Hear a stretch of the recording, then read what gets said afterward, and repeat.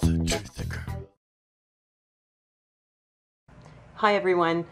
Well, I find that the police are becoming more and more militarized. Recently here in Montreal, our cops changed their uniform again to make it even blacker.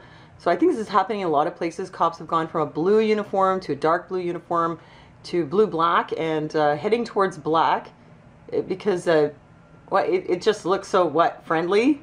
Maybe more like intimidating, military. Anyhow, I find the police are becoming more and more militarized, and now the American police are planning to use drones in a manhunt.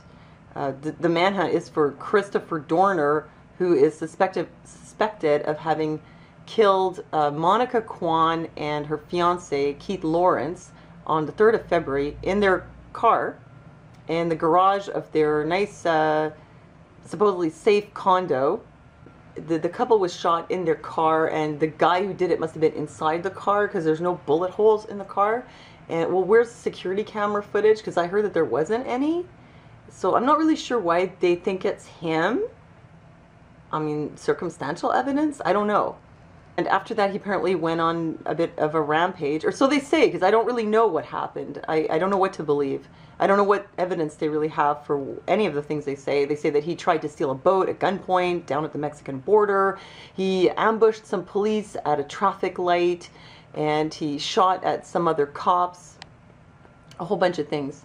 And they're now offering $1 million reward for him. Even Charlie Sheen has come out and said, you just turn yourself in, give me a call, I want to talk to you. So there's been this huge manhunt on, and in the process, the police actually shot, I mean really riddled with bullets, a van containing 2 women who were delivering newspapers.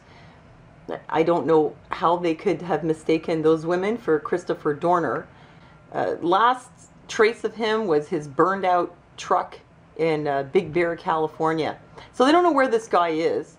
And they've decided to use drones to find him using his heat signature, which I find scary because doesn't that kind of mean that they have his heat signature? You know, how would they know it's his and not someone else's? Which kind of makes me wonder, who else's heat signature do they have? Do they have this on a lot of people? Are they collecting people's heat signatures so that they can hunt them down like animals then if they're wanted for some reason? I think it's pretty clear that it's kind of real police state scenario here, and you got to wonder, is this going to become more and more common? Are they just going to hunt people down with drones?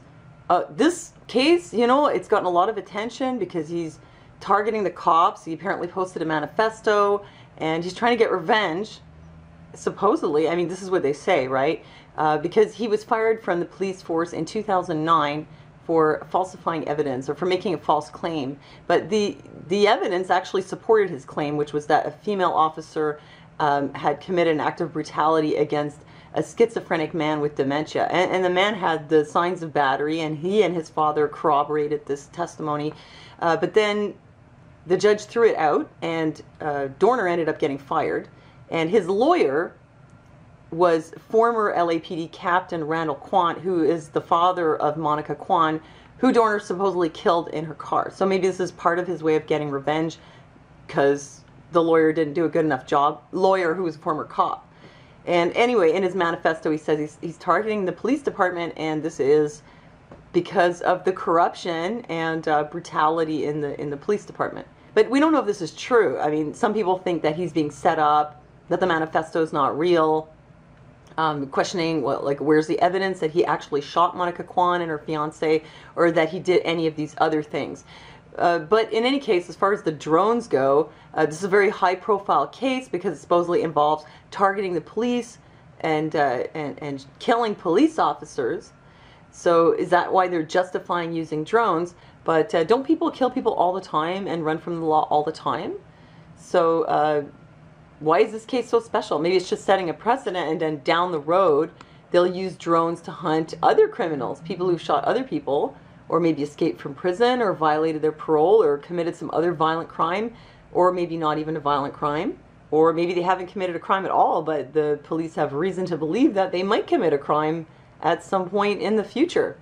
See, I was kind of worried that this whole drone thing would be a slippery slope. First, they say it's okay to use them in the war abroad, against terrorists. And then, no, it's okay to use them also against terrorists if they're American, or it's okay to use them against anyone who's American who's fighting against the American military.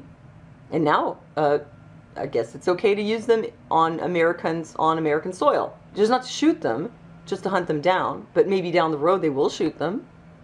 Well, I would hope they wouldn't shoot Dorner or anyone else.